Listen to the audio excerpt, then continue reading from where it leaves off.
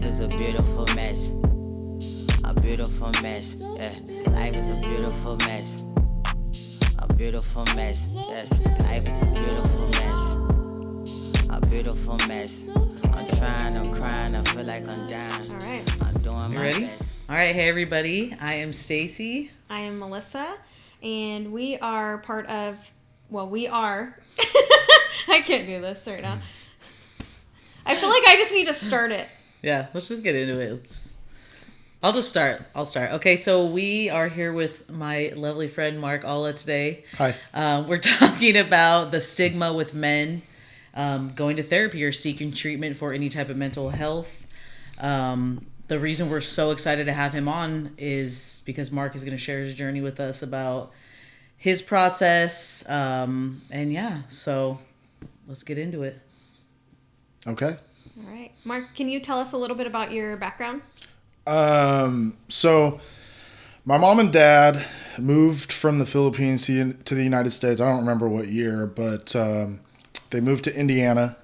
And then when I was about 2, we moved to Sacramento, California. Apparently we grew up poor. My sisters, I have 2 sisters. They saw the brunt of it. Like they were getting like coloring books and pens and pencils for Christmas and, but I never saw any of that. Like there's a 10-year gap between my sisters and I. And just talking to my parents about this, like they grew up very different from myself, just in that they were women and I was a guy, and they always talked to me about how like I get away with so much more stuff because I'm a dude. Also, though, do you feel like that's a part of your culture? Probably, yeah. Yeah. And so I guess as far as like demographic goes, like I'm Filipino. We were probably middle class, like in the end of it all. And I don't know what else. Tell us about like your background as far as like growing up, like maybe some things you may have experienced that you would. I mean, I hate to always say the word trauma, but like something you experienced that kind of shaped like your mindset towards your mental health. Oh, for sure. So I think our family in general deals a lot with anxiety. Mm-hmm. Like you see that in other family members? Absolutely. Yeah. And on top of that, like, one of my greatest traumas is probably my parents splitting up. Because, like I saw them fighting a lot, like at a very young age, and they still live together. When it all began, I was probably like 8 years old. And we didn't move out of that house till I was 14. So, oh, wow. Seeing that every day, and like knowing, okay, this is not okay. And then on top of it all,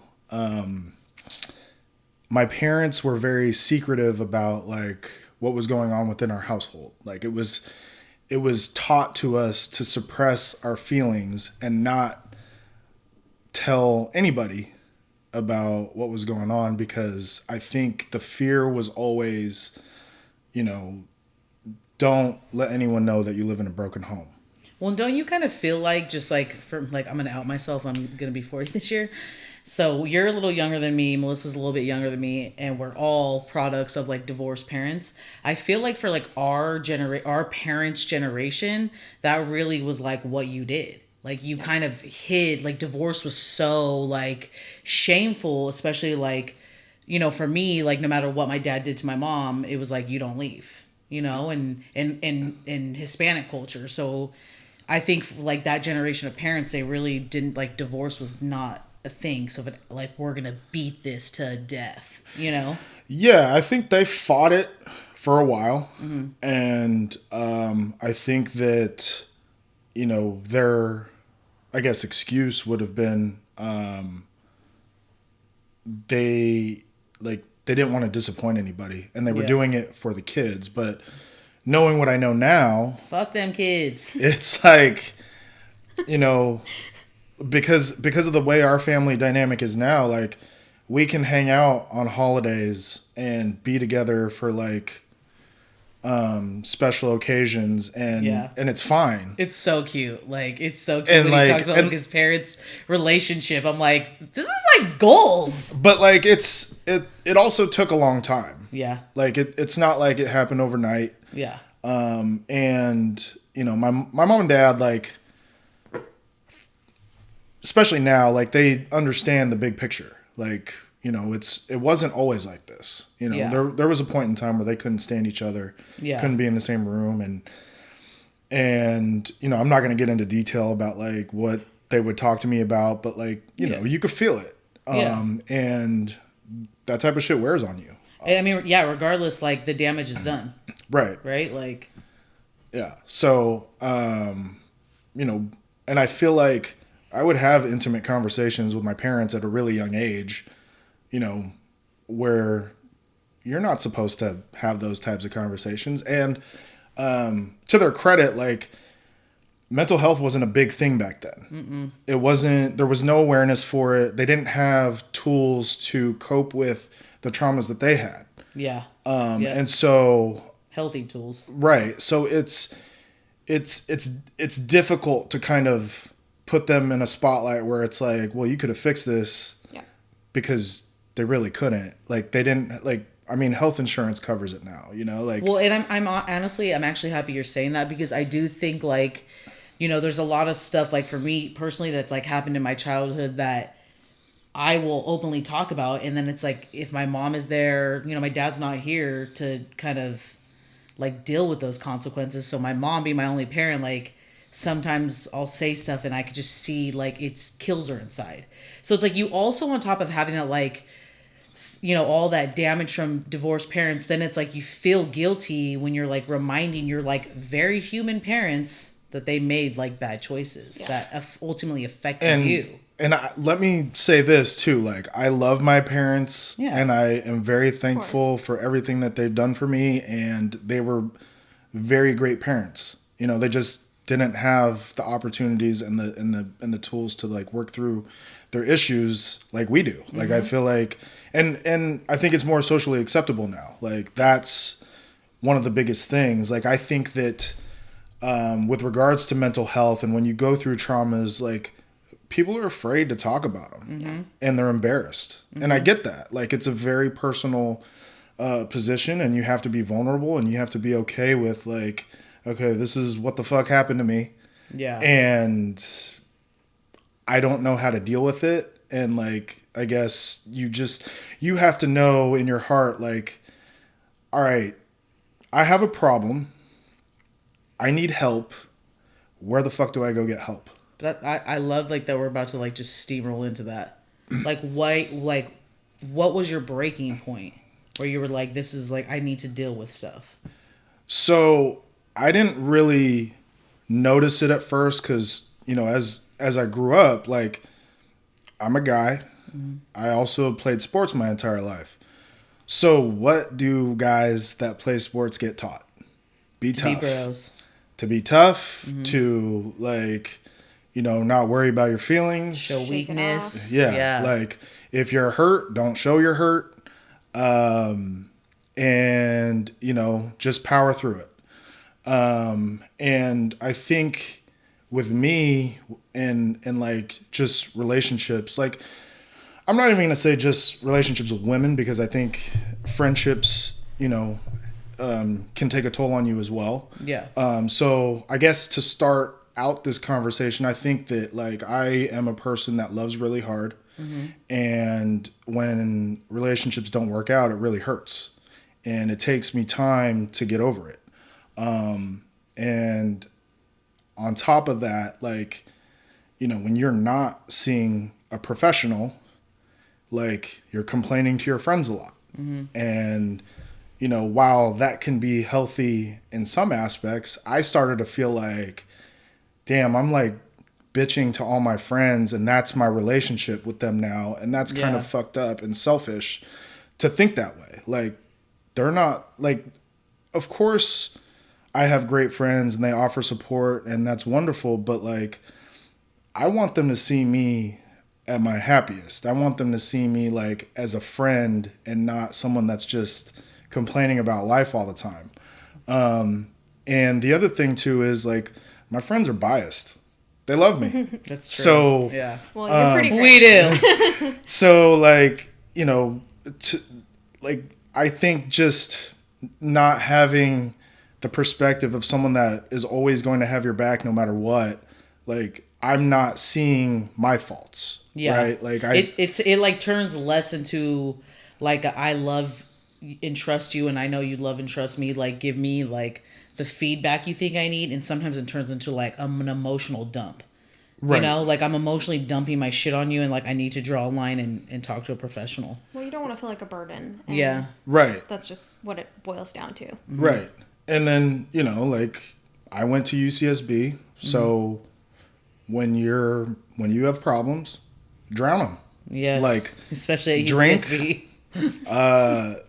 Get high, like, and I've only really done marijuana, so like, yeah. you know, but like what I wasn't told is that alcohol and marijuana are depressants. And so like after, you know, the smoke clears, you feel way fucking worse than you did prior to taking them. Yeah. And, you know, like that was a recent thing that I learned. And, you know, I drank a lot, like, you know, through 2 breakups, like, that's all you know. And you don't think about like getting help. And I think the breaking point, I think that's what we were trying to get at, was after one of my breakups, I was, you know, sleeping on my friend's couch because I moved out of the house that I was in a relationship with. And I was sleeping on his couch, and I was probably there for like 3 to 6 months on this couch. And I just woke up one day and I was like, I got larger problems than I think I have. And that's when I was like, okay, I need to see someone. And, you know, like pretty soon when you like have the same feeling over and over again and nothing's changing and nothing's getting solved, at least for me, I feel like, okay, I've had enough of feeling like this. I've had enough of feeling bad for myself. I've had enough of like just generally being unhappy. Like, okay, what the fuck do I do now? Like, I need to find something else, because what's the definition of insanity? Doing the same thing over and over again and expecting something different. Like, yes. You know, and it just got to that point where it was like, I'm slowly killing myself without even knowing it. Yeah. Yeah. And then I think as we get older too, it's not just the like going to seek professional help and like the stigma specifically around being a man, but then it's like the social media influence, right? Like now that we're older and there's like this social media influence that's like this perception of what like the alpha male is supposed to be, and all, you know, it's like the lined up haircut with like the fitted and not showing your feelings. Like I can imagine that only adds more stigma of like, well, I don't know if that affects you personally, but like other men I've talked to, they're like, yeah, it's just like a lot of pressure to be all these perfect things, right? Oh, for sure. Like I think social media is, and every platform is different, right? Like Twitter, that's where I get my news from. Like Facebook, that's where you argue, right? Like Facebook is like where you're like friends that haven't realized Facebook is like too fucking old for you, bro. Yeah. To go on there and like post 9,000 pictures of their like life and convince you that they're happy. And then like Instagram, I think that's like the more popular one. I'm not on TikTok, but I know you love TikTok. It's really unfortunate. But Instagram I is love like a good choreographed dance, okay? But Instagram is like, I feel like that is like the one that kind of influences people the most. Yeah. And I had to take a break from social media, and I think we've talked about this. Yeah. I took a year off because I was just like, I think in a time where I was trying to figure shit out, and I was like looking at everyone's posts and seeing like, oh shit, so-and-so is doing well. Oh shit, somebody's having a baby, somebody's married. But like, what you don't realize when you take a step back and look at everything, like you're just seeing highlights. Yep.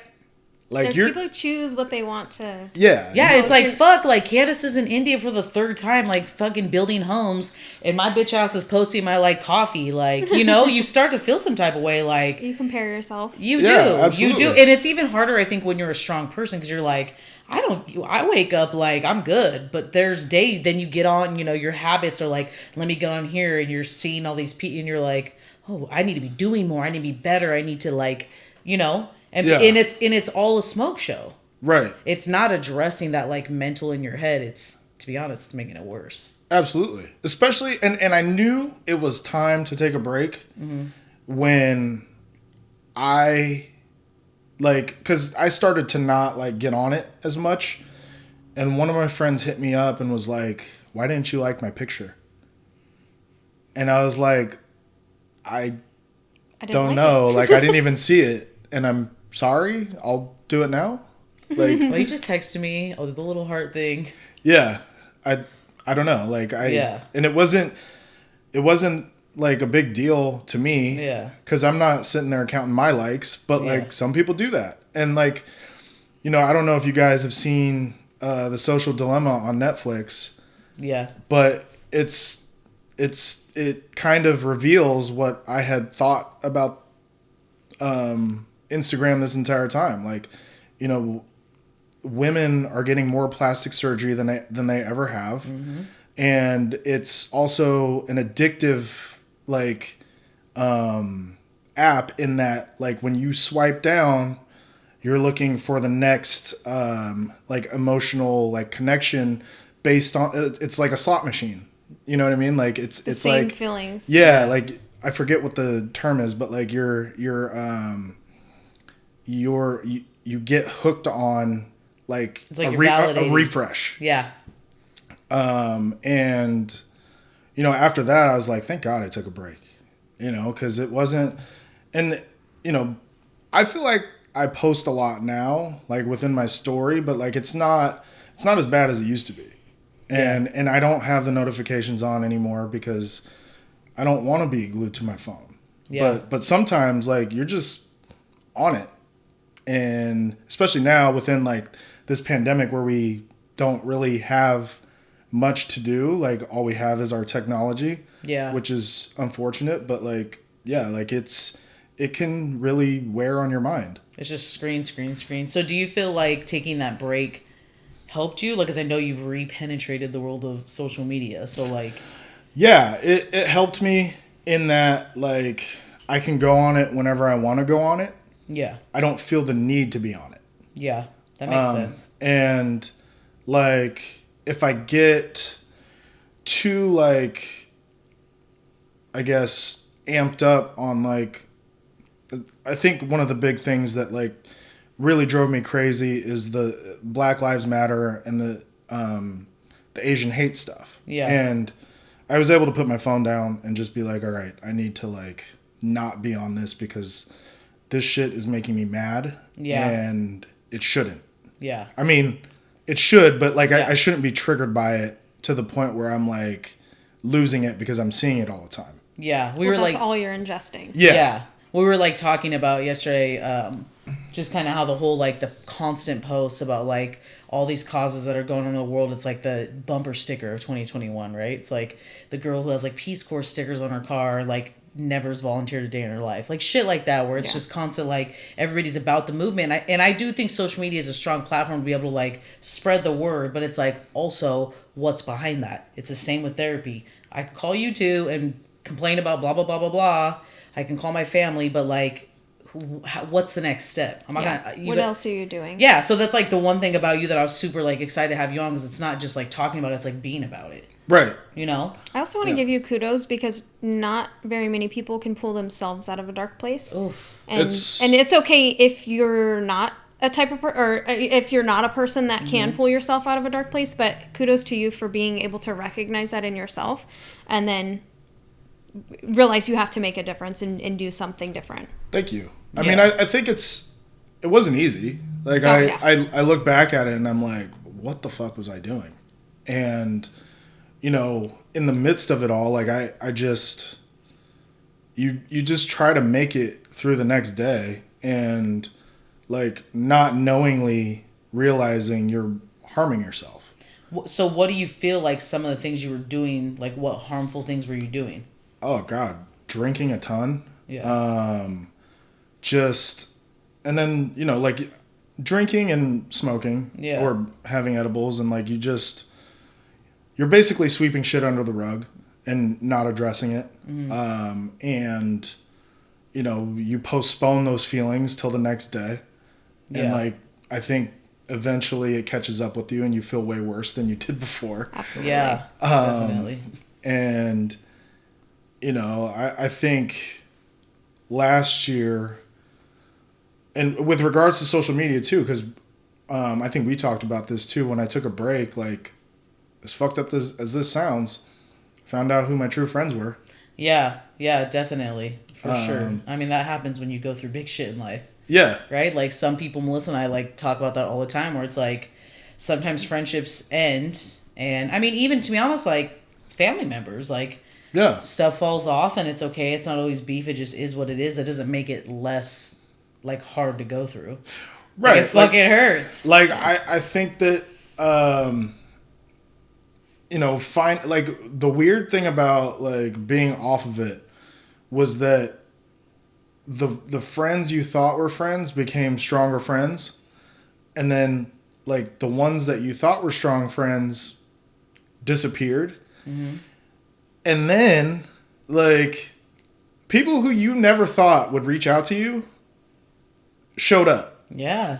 And it's pretty wild how that happens. But I'm also thankful for it. Mm-hmm. And, you know, it's kind of one of those things where, like, I'm stable enough to know, like, I don't hate anybody that disappeared at all. Yeah. I still have love for them. I just love them from afar now. Yeah, they served a purpose. Sometimes it's something that they can't handle too. Right. You know, and in something that they're not ready to recognize within themselves. Yeah. And to see you be able to do that and you're still doing the work, they're not ready for that piece. And I think everybody, Staci and I talk about this all the time, where there's people that come into our lives, they come for a certain amount of time to teach us something, to give us something, we give them something, and then we move on. It's just right. Like, it's not beef. Yeah. I was literally just saying that, I think, yesterday. Like, I think for me at my age, like, I could walk in a room and kind of know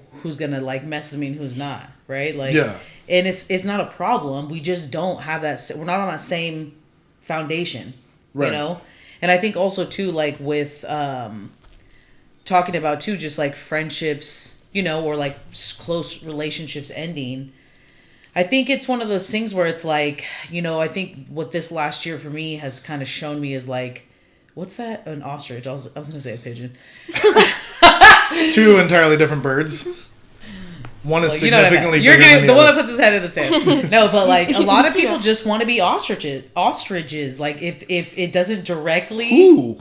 I'm saying in general, like, if stuff doesn't directly affect they just want to people, bury their they want to bury their head in the sand. Gotcha. Instead of dealing with what's, like, really going on. We don't all have to address every fucking issue going on in this world. The weight of the world's too like much. yeah, the weight of the world is, like, not on our back, but at the same time, sometimes as we grow older, our values with our friends and our close people, they don't align. Yeah. And that's okay. Yeah. Like, I love you, you're not a bad person, but, like, our values just don't align anymore, and it's time to move on, you know? That, in saying all that, like, can be triggering too.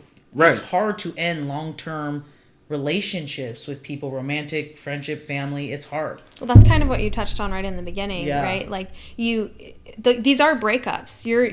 You love your friends and you're falling out of love, or you're breaking up with your friends, essentially. And so it feels the same. Yeah. To me, anyways, it feels the same. In some ways, worse. Yeah. That's very true. And because, like, I think it's different when it's a significant other as opposed to, like, a friend that you've had for however long. Lifetime, right? yeah. Like, yeah. And you get to a point where it's like, okay, it is what it is now. I'm going to leave you here. Yeah. And, like, no hate, no, like,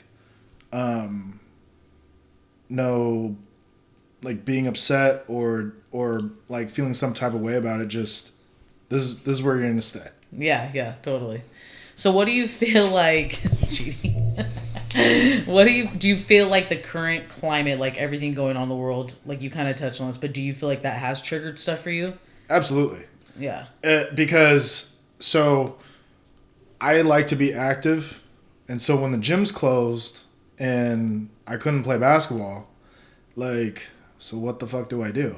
And that's, okay, so I didn't realize too, everyone here knows I don't love to work out, but my brother has also said this, like he's a big CrossFit guy and he's super ADHD, you know, which totally taps into his mental health. When he misses a day or two, like it really messes with his mental. Yeah. And I remember being like, what? Like he enjoys working out. So for him, it's different, but it's like that whole lactic acid buildup.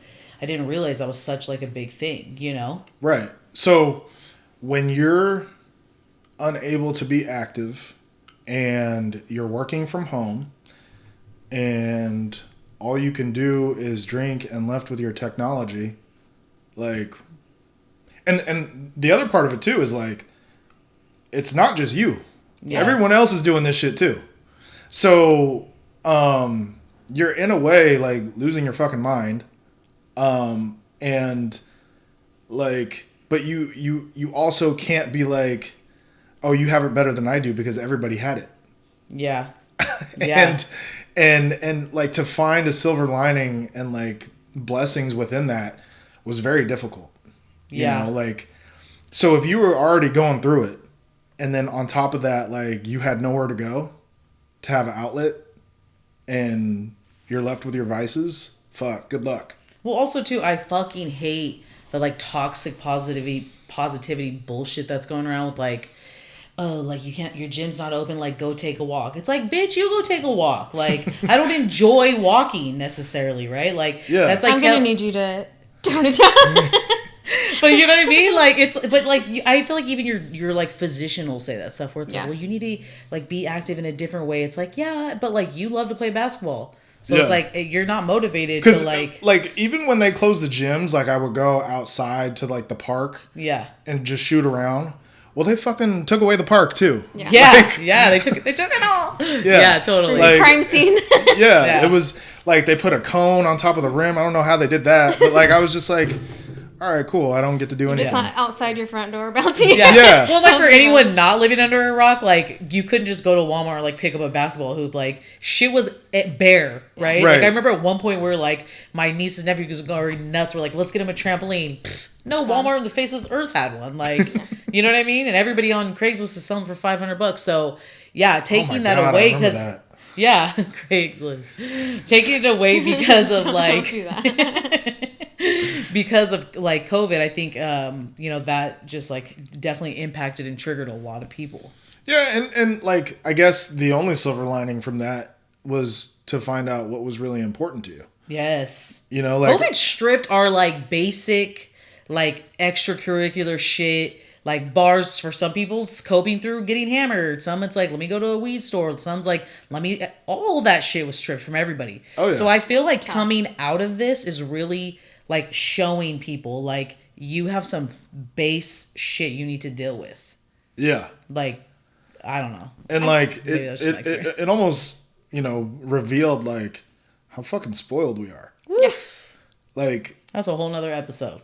Okay. But yeah, like I don't know. For me. Yeah. It's just it was different, that's for damn sure. It was a tough year, but I for me too, I've had plenty of challenges and gosh, I can't even begin to speak to it, and I won't steal your thunder on that one, but I think that it was really just about us looking inward, and to your point, Staci, like we don't need all that crap. No. You know, it's just, it keeps us busy and it keeps us redirected on the things that we don't want to focus on and we don't want to look at within ourselves, right? Yeah, in a way, like the pandemic was helpful in that, like, we had to face all of our problems finally. We're like, oh, I really wasn't prepared to deal with this in 2020. I thought this was my year. On. Yeah. Well, no, and like I think it made for me also like remember the simple shit, you know, like in the 80s and 90s when I was a kid. I used to like, you know, rollerblades? Hell yeah, rollerblades on my paper route of rollerblades. But we would like sit in my great grandparents' backyard. They would like be drinking their iced tea, and we'd literally just be in silence, like chilling. You know, and it's they like had liquor in that iced tea. oh, girl, they were partying. I'm sure they did. I got it from somewhere. But yeah, like no. But you know, you remember you forget about that stuff. Yeah. Like, or my mom like taking us to like say less, and we would kick a soccer ball around, Where? and she would just like kick it. It's a load, I think. Oh, okay. It's a park. Yeah, it's a park. But yeah, like I think you forget all like how to just basically have fun with the people you love without like having to physically go somewhere where you could like just be in each other's space and have fun, like we're doing right now. Yep. Right. And talking about important shit. Yeah. So what do you think like the most has had the most like positive and negative impact on like your current treatment? I think that therapy has had the most positive impact because I feel like sometimes I just need to talk to somebody that will just sit there and listen, because eventually I will articulate like what it is that has been weighing on me. And in a way it's made me a good public speaker because I am saying things in a healthy manner to a professional. And it's like my therapist has guided my thoughts and not necessarily advised me on what decisions to make, but sort of like figure out, okay, what boundaries you can adapt and like, you know, what you're okay with, what you're not okay with, and like making decisions based on that. And then, you know, figuring out like, and especially as we get older, like the negative impacts are drugs and alcohol and like what you're eating.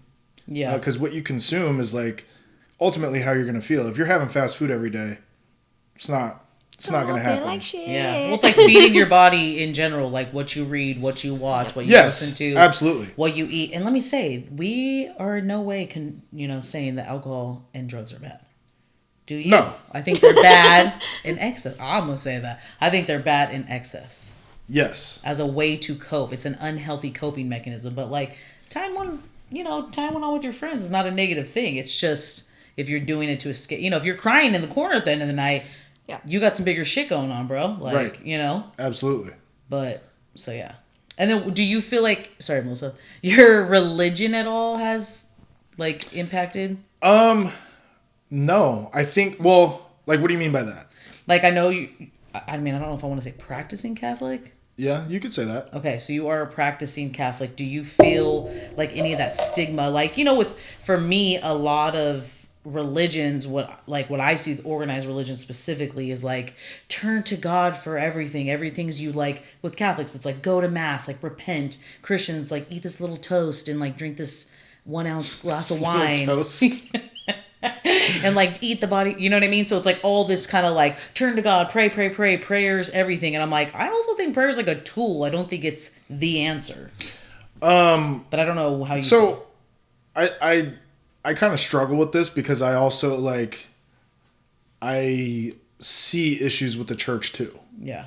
We don't have to get into that, but No, like no. I just think That's a whole other That's episode down the line. Yeah, 232. I think like psychologically just praying and like that keeps me calm.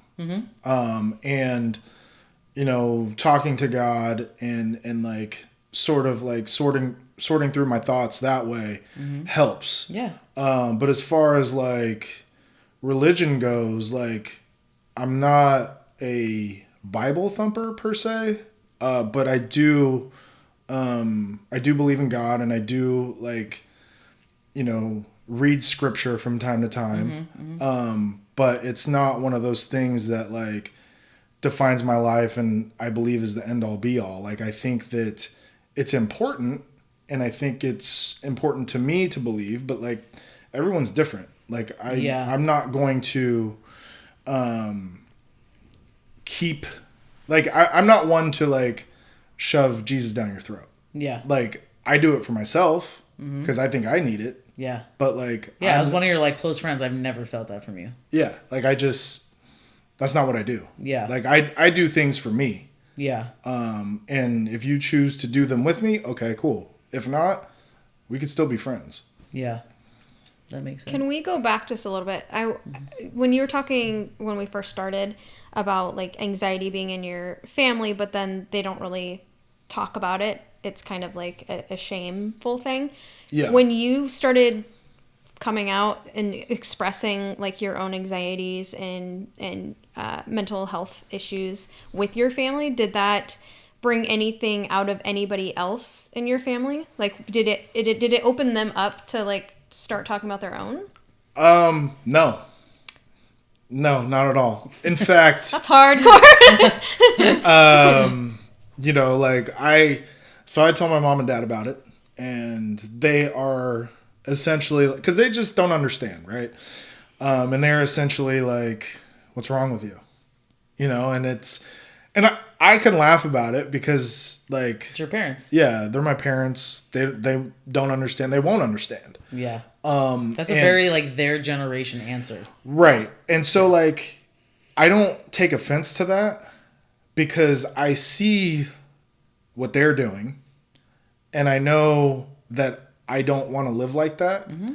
And so, like, as long as I can see that and, like, look at my life and say, okay, like, we're not doing that. Yeah.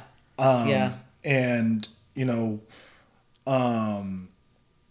if I ever get married and have kids, like, they're not doing that either. I love that you said that because I literally was just going to say, like, that's the one thing about Mark that I love, that he said, like, I don't want to take my shit into, like, being a dad and being a husband if that happens for me. Yeah. And I see that so much, especially with women. I don't know if you feel this way, Melissa, but I've had, like, friends or, like, past friends that it's like they wanted to be a mom so bad. Their partner is, like, not somebody they, you know, like, for me, I don't want to be a parent. So I could pick who my greatest love is. Like, I find that person and, like, be with that person, not stressing about, like, my ovary's going to suck up and dry into my body. You know what I mean? Like, I don't have... Jesus. He's here.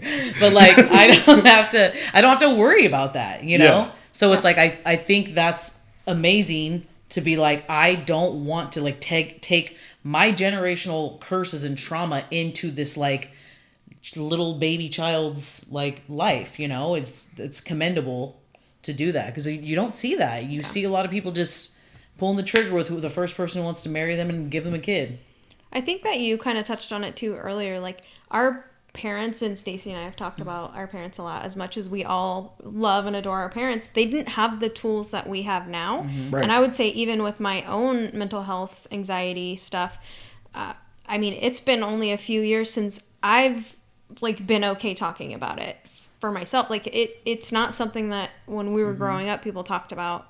It's not something that our parents knew how to deal with. So it's like, as frustrating as that is, for the most part, their generation just was passed on their generational traumas down to them. Their parents passed it on to them, and they did the same thing to us unintentionally. Yeah. But that's just how the cookie crumbled for us. No, and I love that. I love you saying that because I also think, like, in saying that, you know, with my own family, my sister is super motivated to always, like, be a better version of herself. And I love that. I mean, she's, like, who I bond with.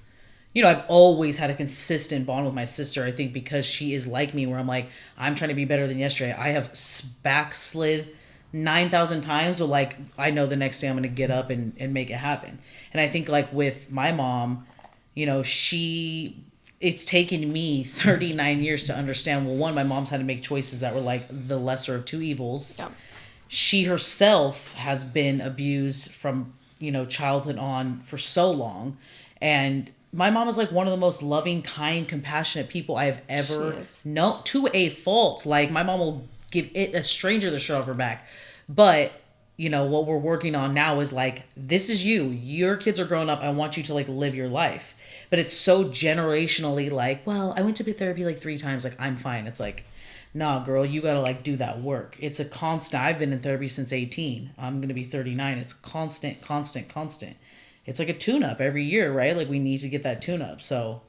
But it's also, like, habits that we create, you know, healthy habits we create for ourselves, and those aren't habits that our parents have created mm-hmm. for themselves, and it's nothing that they have ever seen from their parents or anything, you know, anyone before. So it's tough. I can understand why, but it's also can be disappointing, at least I feel, disappointed every once in a while, and that's okay to have that feeling too, I think. But when your own children are trying to put in that work to heal, you know, those generational traumas, and your parents are still fighting the good fight to like, I'm not going to do it. And it's in whatever, whatever way feels good. For you, it's prayer. For some people, it's meditation. Whatever feels good, like, just do that. But I think therapy, to your point, is super key in a lot of, you know, figuring out what tools we need and how to use them. Well, so to touch on your point, Staci, like, I think that therapy for me, I look at it the same way as working out or going to church.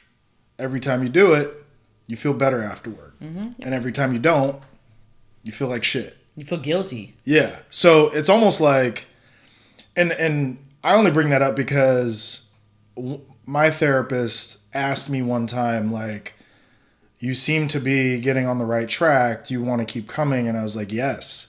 Yeah. Because if I can get ahead of it and, like, talk about all this stuff, I won't blow up anymore. Yep. You know, like, I would rather see you once a month, like, scheduled, and just get rid of all the bullshit immediately than see you twice a year and then just, like, talk about how I fucked everything up. It's like a refresh. Like, every time you talk to a professional, it's a refresh. Because like we've said multiple times, they're unbiased. They're giving you tools. Like, I think that is the biggest thing, at least for our generation, that I see, is like a lot of people not having the tools or being taught the communication or the coping skills to be able to say, like, you did this hurt me, or blah, blah, blah, this is how I felt, and this is how I'm going to cope with it, versus, like, running to the local bar and, like, slamming shots of, you know, well whiskey. Like, that's the biggest thing.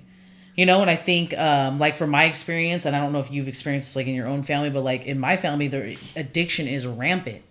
And when I really talk to, like, some family members about, you know, my dad passed away when he was young. He was only 43 when he died, and it was suddenly, because he was such a severe alcoholic, that, like, I see, you know, thinking back to what I saw in his family growing up, it's like, and what I still observe from a distance, it's so much everybody just not wanting to deal with their shit, men specifically. Yeah. You know, and with my brothers, they've been pretty open about, like, their experience with, like, not being able to cope, have the tools to cope in a healthy way from some of the stuff that we had to deal with. Right. You know, so, like, I don't know, is addiction something that, like, runs in your family? No, hasn't been. But I want to bring up a point that we talked about earlier, like, with regards to traumas and how, like, you know, you talk about generational.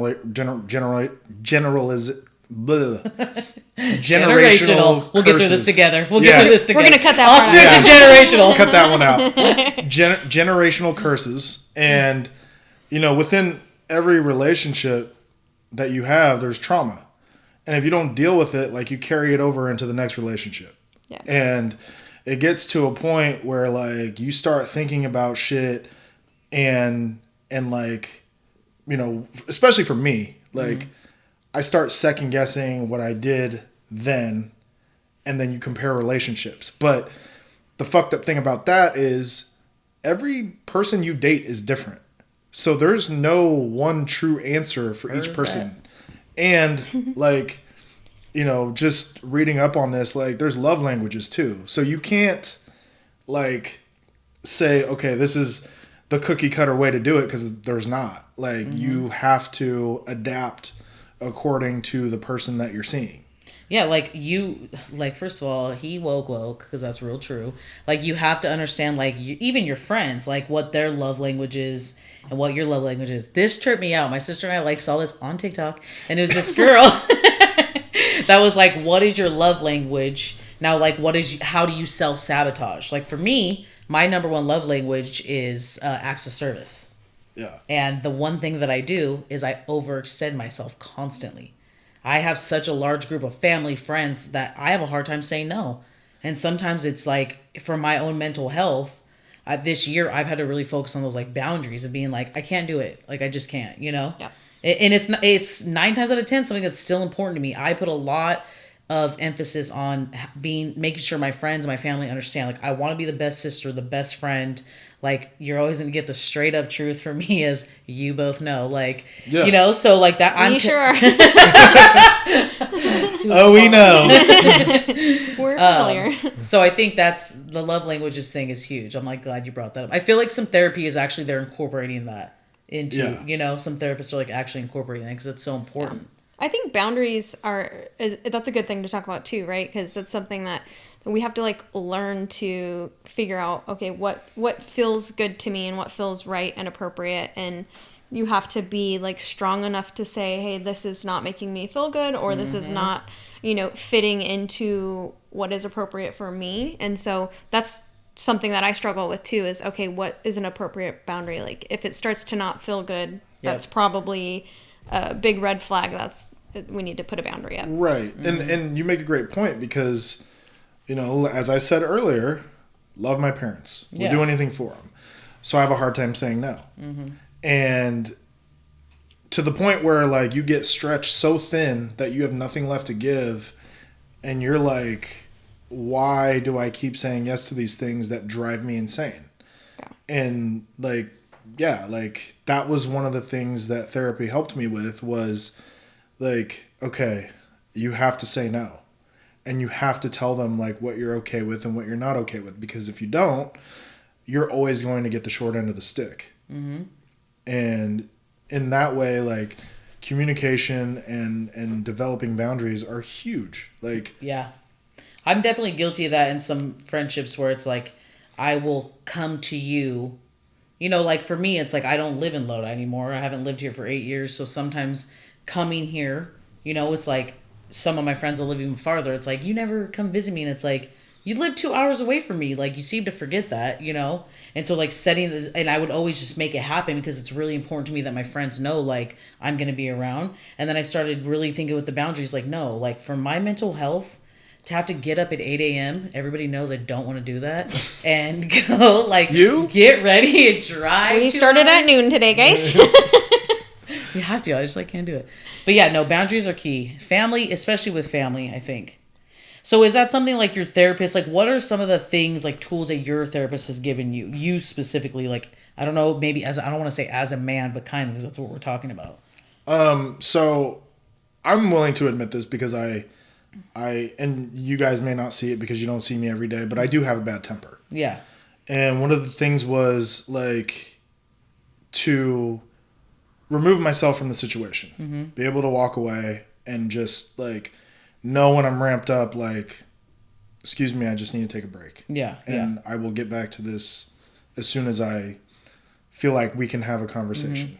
And, you know, that and just, I think boundaries was a big thing for me. Yeah. Because the boundaries part led to my bad temper, right? Like, when you feel like you don't have anything else to give, you get to a point where it's like, yo, what the fuck are you giving me? Like, why am I killing myself to be upset when you're not doing me any favors, right? So Self-sabotaging. Yeah. Right. And, you know, eventually you have to like put your foot down and just say, okay, so that I don't freak the fuck out, like, I can't do this for you right now. And that has been the biggest thing that therapy has given me, because I feel like because of that, like, not only do I feel better, but like my relationships with other people are much better. Yep. Right? Like I think in the end we do this for ourselves, but like we're also doing it so that, you know, the people around us like feel better too. And I think we talked about this the other day, was that you don't really know who's watching you or looking up to you. So it's important to lead by example and do the right things, like in a healthy manner, because you don't know who's learning from you. You don't know you don't know who's looking up to you. And so when you react in certain ways, people see that. And sometimes it's good, sometimes it's very unfortunate. Yeah. Were you going to say something? No. What do you, like, I guess I can ask you about this. Like, what do you feel like prevents people from seeking treatment or therapy? I think as a male, That's the route we're going, so it's perfect. for me, like, to admit that you have a problem is embarrassing. To admit that you can't do it alone is embarrassing. And to, like, I think also as a male, like, you don't want help. You want to try and figure this out. And, you know, like, looking back on everything, like, and playing sports, like, you can't win alone. Yeah. You just can't. Like, it's impossible. Like, even golfers have caddies. So, like, someone came prepared. Hey, it's just, you know, like, it's always good to have someone around to, like, make you think in a different way. Because while you might be really smart, we all don't have all the answers. And, yeah. you know, just thinking about that, like, I think that, you know, like, the embarrassment, like, the admitting that you have a problem, the just, it all ties together. Like as a male, like, you want to solve it on your own, to look back on it and say, I did that by myself. I achieved that by myself. And that's just not possible. No.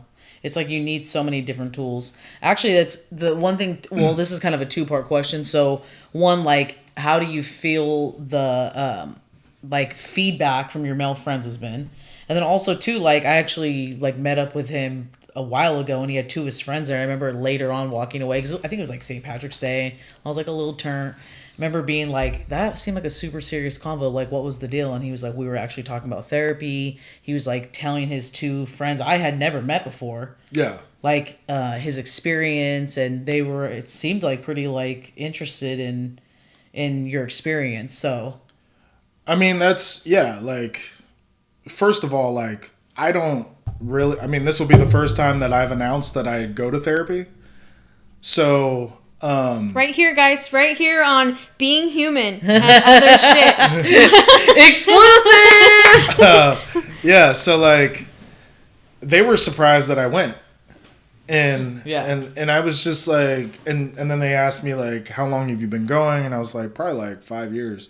And they were, like, kind of shocked because, I mean, if you don't know that I do that, like, I guess I seem to be well put together. No, you really do. Like, if I wasn't your close friend, yeah, and, like, know the ins and outs of what's going on with your life, like, that's I think why when Melissa and I talked about doing this, I was really, like, wanting you to be on here, because you do appear to just be this, like, charming, attractive, like, educate. Thank you. You're welcome. He's like, like, you know what I mean? But, like, you do seem to, like, that is a stigma. It's like they think somebody's going to therapy is going to be walking to be this, like, cretin that's, like, you know what I mean? Yeah. And that's not what it is. There's so many men. I have a lot of male friends, and they've all, like, I think I have a really special way of getting, like, things out of people. You Not do. things, but, like, Tell us about that. Like, You slippery little minx. but, like, you know, getting people to, like, open up and be vulnerable. It's like a gift of mine. Yeah. And so I've had a lot of my guy friends, like, talk about it. don't I'm drink like, any beverages around her. Are you drugging people? anyway, what'd you say? What's that?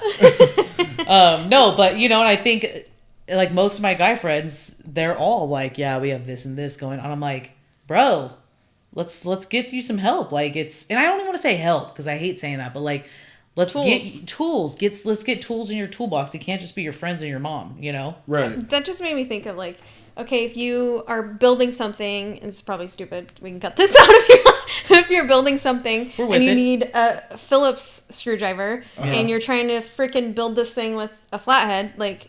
Phillips is a star one, right? Yeah. Okay, thank you. Yeah. Just need to say. You could actually still use a flathead to... Okay, screw it. flip Okay, you those just around. killed our whole Flip those analogy. around. I told you we shouldn't have had a dude on here.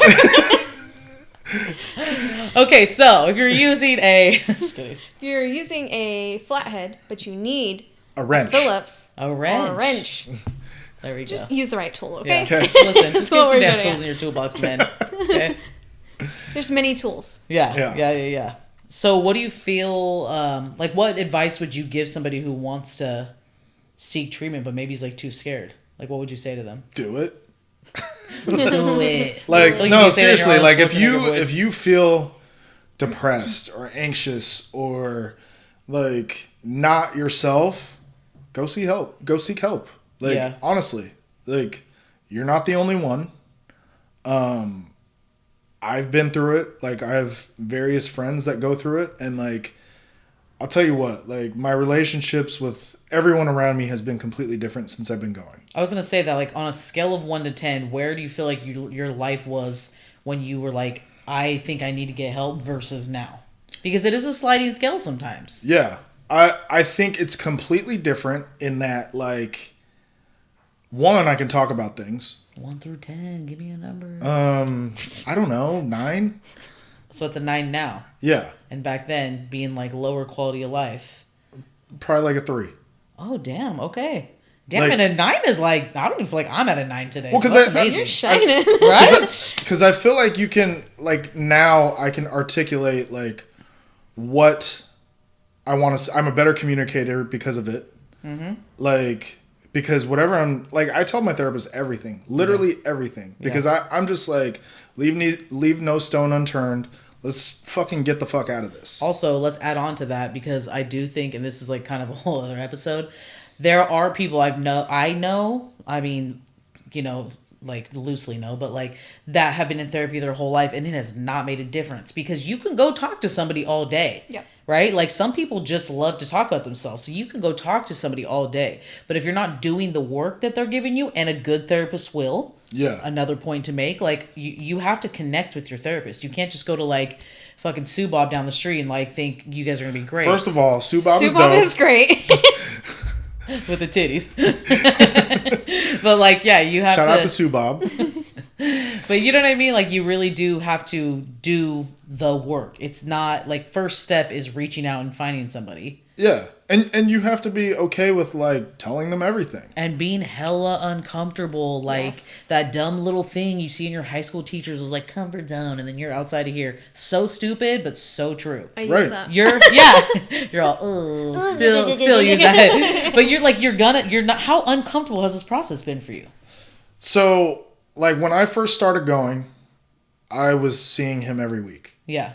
Because I was just like, I don't want to feel this way anymore. Yep. So I'm going to talk to you until you're tired of hearing me, or until I'm, done talking. Because really, like, you need to get to know me. You need to get to know how I make my decisions. You need to know everything about me, all Yeah. traumas, like how I reacted to traumas, and decisions that I have made based on those traumas. And so in order to do that, he's got to know everything about you. And while it's painful to relive that and it sucks to talk about that, if you hold that inside, you're only hurting yourself. Yeah, you have to take, if you want to take 2 steps forward, you have to take 10 steps back. Yeah. It sucks, but that's the process. And like I dug back all the way to childhood. Yeah. And because, I think I was 31 when I started going, so it's been 5 years. And there was 31 years of just things I never uncovered and never wanted to talk about. Yeah, and processing time. Right. Like sometimes processing time is, it's like you're not ready to deal with whatever triggered that, in your brain. Like Right. it takes a while. Right. And that's my experience. Like I was telling Melissa yesterday, losing my dad at such a young age, I really just moved to Santa Barbara and like drank it away, and then moved home, got in a relationship and made some bad choices. And then it was all of a sudden waking up sobbing for 2 months, not understanding like what's going on. Right. You can't even connect it at that point. No, you're like, what is because happening? You've suppressed it for so long with drugs, alcohol, whatever it is. Well, then for me, growing up poor, it's like I live in a house that I own. I have a job. I'm in school. I have all these things that I like stay in this place of gratitude for. but yet mentally I cannot get it together. What is happening? Yeah. Right? Because I think that's also another like layer in the freaking cake is like, oh wait, it's all that toxic positivity. I have, for like, let's say like married men, it's like I have this wife and these kids and I have all the money in the world and I'm doing great. It's like, what happens once you hit all those milestones? You're going to get to milestone 6 and guess what? That shit is going to be sitting there waiting for you like a ghost of Christmas past. Right. I mean, that's true because like, I think we tend to live our lives for accomplishments. But define and identify ourselves as our accomplishments. But like what we really should be striving for is inner peace. Because like at the end of the day, like the next nice car isn't necessarily going to make me happy. Yeah. The next raise or promotion is not going to make me happy. It's just going to like postpone the inevitable, right? Like more money doesn't mean more happiness. Like it just like, so for me, it's like, I just want to be okay. Right. Like I just want to have peace within my mind and within my heart, because at the end of the day, that's all that really fucking matters. Yeah. I love that you said within your heart too. I mean, that's who we wake up to. Right. Yes. Ourselves. It doesn't matter who the hell's sleeping beside you. Right. Or multiple people sleeping beside you. And like, you also have to think like, if you're not okay, that means the person right next to you is probably not going to be okay either. Yeah, that's true. So I think about like the toxicity I've put on past partners that was just my own stuff, like, and I was dealing with it, like, but just like the toxic crap that's like, oh my gosh, like I've been 17 people in the last 39 years, like just changing and constantly trying to evolve. So, yeah. But I think as a man, I think it's, men have a lot of pressure to be this like certain role. I think you're all just, and I love that you brought up the sports thing, because that is true. It's like, suck it up. Like I always say, like little boys playing football is such a mind fuck. Like I don't even think that should be allowed. Because, the other thing too is like, as far as men go, at least in my experience, like I'm not going to speak for everyone, but yeah. Like, not the voice of all men. When you go, that's the reason we had you on here. When you go through traumas, like especially with like a significant other or a breakup, like we don't really have anyone to talk to. Yeah, women have each other. Like what? That's a valid point. Like you have us, Mark. But I'm saying, and this vlogcast. Yeah, but I'm saying like when women go through a breakup, they have all their friends. Yeah, and they hang out with each other. They can tell each other about all their feelings. We're not taught to do that. So when we go through a breakup, in my eyes, sometimes it's harder because like not only were we vulnerable with this one person that knows all about our feelings, but like after it's over and the smoke clears, who the fuck do we go to if we're not seeing therapy? No, it's hella true, because you know what that reminds me of is, I don't know if you guys watch Insecure, but like that, my camera keeps turning off. Insecure, like the show, they have this scene where Lawrence and Issa break up, and like he's talking to his friend about it. His friend's like, who gives a shit? She wasn't even that fine anyway. It's like a 5-year relationship. You know what I mean? But it's like, I feel like that is men. Like, I feel like that happens a lot. Because what happens? Okay, you break up. Like, I don't go to the club anymore, but like, you get drunk. You try to hook up with someone else. Yep. And then, like, if that doesn't work, you wake up the next day or the next weekend and try to do it again. And then it never really gets solved. And then chlamydia. Right. Yeah. I have not got that. I'm STD free. I would just for the ladies watching. Yeah.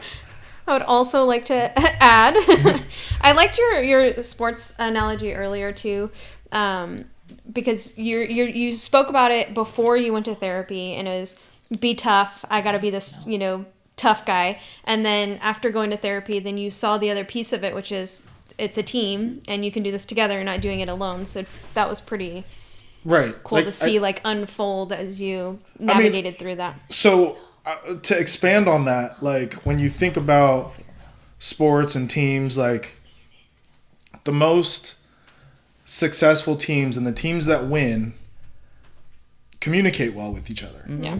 And like they talk to each other and they know each other's strengths and weaknesses. So what you might be strong at, I might be weak at, and you make up for it. And because we're doing this together, we win, right? Like, and so it's much different in that way. And so like, while you can be successful by yourself, it's just that much harder. Yeah. I think. Yeah. No, I agree. Sorry, my camera turned off. I don't know. I feel like we covered like so much. This really threw us off, guys. I know. Sorry, my shit just like fucked up all of a sudden. It's in my storage. No, I was soaking it all in. I'm a teacher. I can multitask. Okay. I got it all. We went through so pretty much everything like we wanted to talk about. So we can just wrap it up then? I don't know. It's up to you guys. Like, what do you? I really just want to get. Or is there anything else you want to speak to? I want to like get the point across about like just men in general, the stigma being like moving forward, like being them being courageous enough like you to seek treatment, you know? Yeah. Like what I guess like what before I walked up to that table, like what were your male friends' questions for you? Like were they both interested in seeking therapy? Was one of them more interested, the other one was like whatever? One of them was like, I need to go. And he just hadn't gone. And I was like, then go. You know, it won't hurt you. Like, what if you go and it doesn't work? Okay, then you don't have to go anymore. Mm-hmm. You know, like, what would it, like, I think that if you have a problem and you haven't been able to solve it for years, why would you not try anything to solve it? Mm-hmm. You know, Instead like, of live in that misery. Right. Yeah. Like, I just think, you know, if there are options out there for you to fix your problem or solve a problem in your life, like why wouldn't you go seek it, right? Like, because ultimately you don't want to keep living like this. Yeah. So why not try something different? And at worst, go back to the way you were living.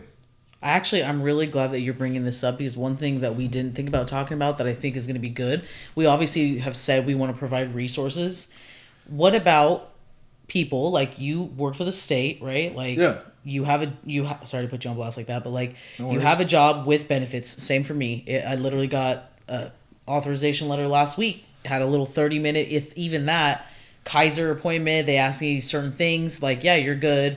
What about those people who don't? You know, that's what I think about. What about, like, if you look for me, like, living in Midtown, everybody's talking about homeless, how they're so, you know, disgusted and just, it's like, look at living on the streets. And I primarily see men living on the streets right now in Midtown with these shelters being closed because there's no access to mental health. You know, so it's like I know this is like opening up a whole different can, but it's just like we are lucky enough to have these resources to be able to like seek treatment if we needed it. Imagine those men, you know, trying to go do that. Oh, fuck yeah. Like it's overwhelming. I mean, or not just those men, like people in general that don't have access to it. Like that's got to be terrible, especially if they like can see the problem and want to do something about it, and to not have access to those tools, like that would probably drive me insane. Yeah. I think people think also you just jump straight to like living in the streets. Like that's not how it is. It's generally a buildup of years and years and years of not seeking mental health treatment or therapy or whatever you need specifically. That takes you down a certain path. That takes you away. You know, it's everybody wants to look at that whole community or communities of people who don't have the opportunities, like you were saying about your parents, and maybe even our parents didn't have the opportunity to be able to go to therapy, you know? Yeah. And, you know, come to think of it, like my parents could have gone a totally different route. Yeah. Like, what if they weren't quote unquote successful people? Like, what if we didn't make it to middle class? Mm-hmm. You know what I mean? Like, I could be living in a totally different life. I might not exist, right? Like, there's crazy shit to do that. Like, to that butterfly effect. Yes. Like, That's also another episode. but yeah, like I think, yeah, that is something worth talking about. Like, you just never know. Okay, well, maybe we do that episode. Of Mark On the back on. next episode. Well, yeah, I don't know. I feel like we've covered a lot. I just want to thank you. I think that the big key to, like, men, women, everybody, but I think especially with men, there's a lack of vulnerability with men. Yeah. For the stigma we already talked about, but I I've think been that there. it takes that vulnerability to be, vulnerable enough to talk about it, and talk about it with your friends, talk about it with us, talk about it on this booming podcast. Yeah. You're our first guest. Thank you very much. Oh, Appreciate Yeah. that. No, and legit, like that. I think once we put this on YouTube, like, you will see you're gonna have those There's- closeted haters that are gonna be like saying stuff like. It's those people who are not happy with what they have going on that are going to be the ones that say And that's something. fine. Like, you could hate me. I go to I love therapy. you. I'm good. Oh, mic drop. I feel like that's where we end it. We good.